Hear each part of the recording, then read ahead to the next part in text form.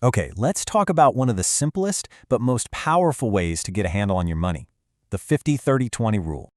You know that feeling, right? It's a question we've all asked ourselves, probably staring at our bank account in total confusion.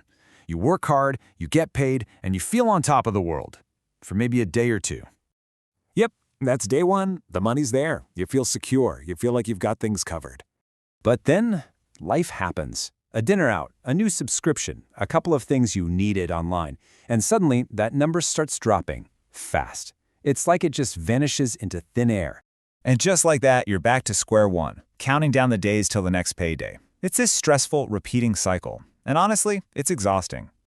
So what's really going on here? Why does this keep happening month after month? Is it just that you're not earning enough? Well, probably not.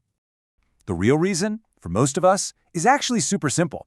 It's not about the size of your paycheck. It's about the lack of a plan. Your money doesn't have a job, so it just wanders off and gets spent on, well, who knows what. And that is exactly where the 50-30-20 rule comes in. Forget complicated spreadsheets. This is a dead simple plan that gives every single rupee a purpose. It's about turning that financial chaos into a feeling of complete control. The real beauty of this rule is just how easy it is.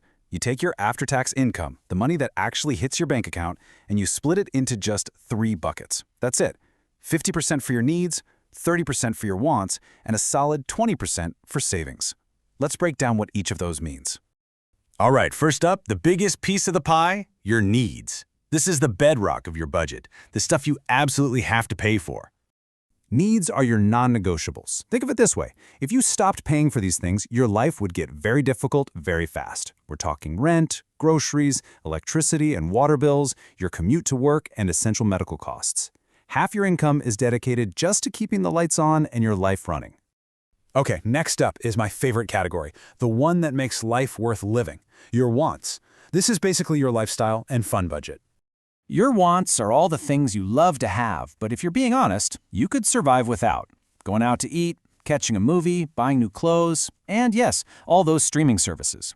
This is your fun money, but it's also the danger zone where it's easy to overspend, which is exactly why we put a 30% cap on it. And finally, we get to what is, without a doubt, the most important category for your future, your savings. This 20% is you literally paying your future self. This is the money that builds your emergency fund for when things go wrong. It's for investments that will grow your wealth over time. And it's for crushing any high-interest debt you might have. This bucket is how you build real, lasting financial freedom. And here is the absolute golden rule for this part. You have to treat your savings like it's your most important bill. It is not what's left over at the end of the month. No way. It's the very first thing you do when you get paid. You pay yourself first, always. Okay, so all this theory is great, but what does it actually look like in the real world with actual numbers? Let's make it tangible. So let's say your monthly take-home salary is 50,000 rupees. Using the rule, the math is simple. 25,000 goes towards your needs. You've got 15,000 to spend on your wants, guilt-free. And a very powerful 10,000 rupees goes straight into savings. See? Suddenly, there's no more guessing. Everything has a place, and that constant low-grade money stress just starts to disappear. Feeling fired up?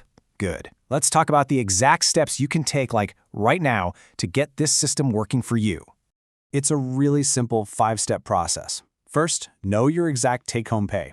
Second, for just 1 month, track every single rupee you spend. I know it sounds tedious, but it's crucial. Third, put every single expense into one of the 3 buckets: needs, wants, or savings. This is where you'll have some serious eye-opening moments. Fourth, adjust.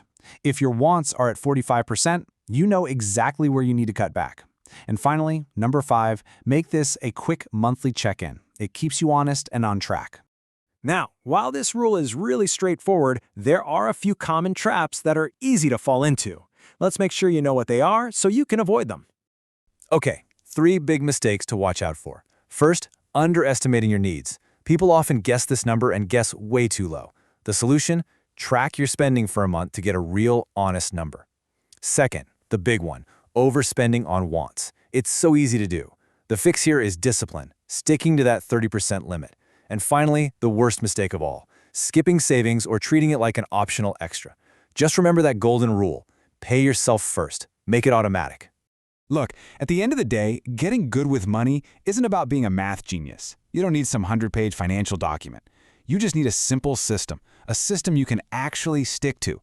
It's that consistency that turns financial stress into total financial confidence. So now that you have a plan to save that 20% every month, what's the very first thing you should do with that money? Well, in our next explainer, we are going to dive deep into building your emergency fund, the ultimate financial safety net that protects you from pretty much anything life throws your way. You're not going to want to miss it.